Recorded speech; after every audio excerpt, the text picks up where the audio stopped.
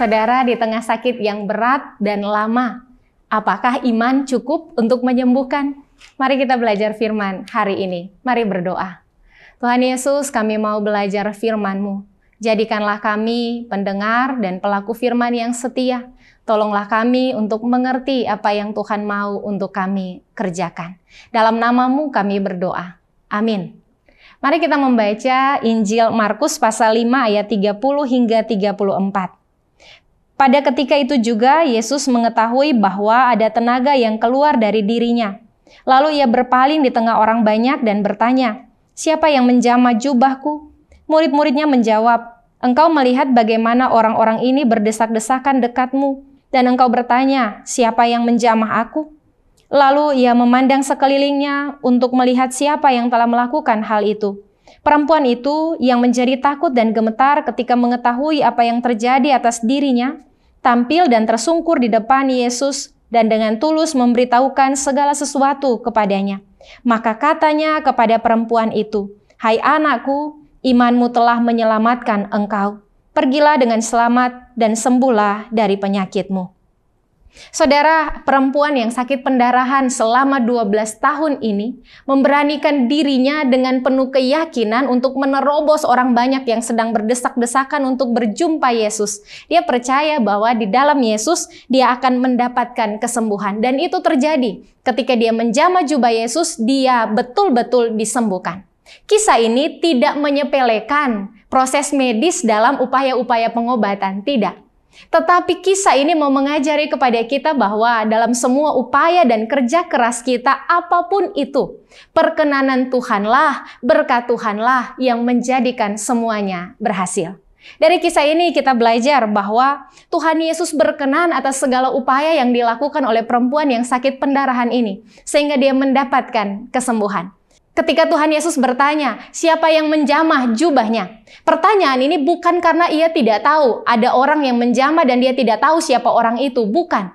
Tetapi pertanyaan ini adalah kesempatan untuk mengundang si perempuan yang sakit pendarahan itu untuk tampil ke depan dan berjumpa Tuhan. Maka kata Tuhan Yesus kepadanya, "Imanmu telah menyelamatkan engkau."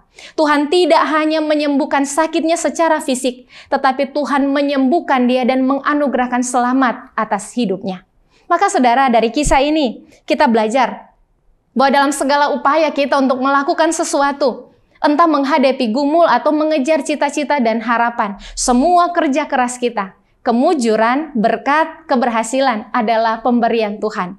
Perkenanan Tuhanlah yang membuat kita mendapatkan berkat, mendapatkan keuntungan, mendapatkan keberhasilan. Sebab itu, ketika kita bergumul, kita perlu mencari Tuhan.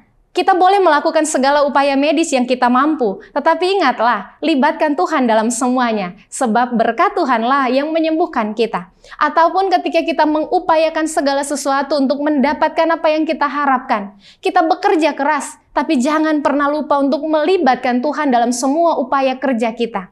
Sebab berkat Tuhanlah yang membuat kita berhasil. Jadi kalau ditanyakan, apakah iman cukup bagi kita?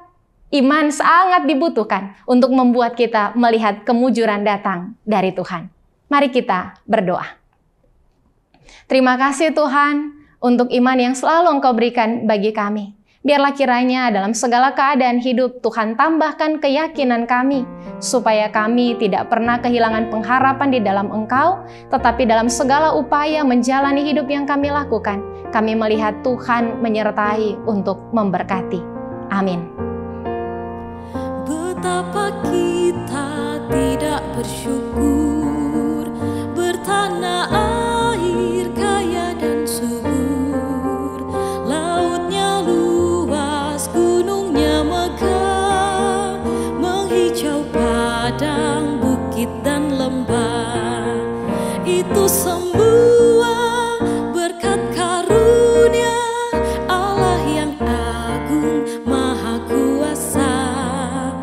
Itu semua berkat karunia Allah yang agung maha kuasa.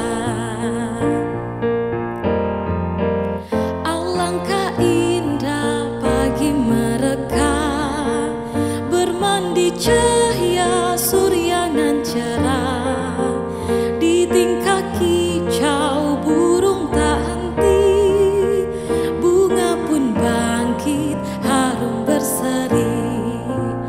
itu sembuh.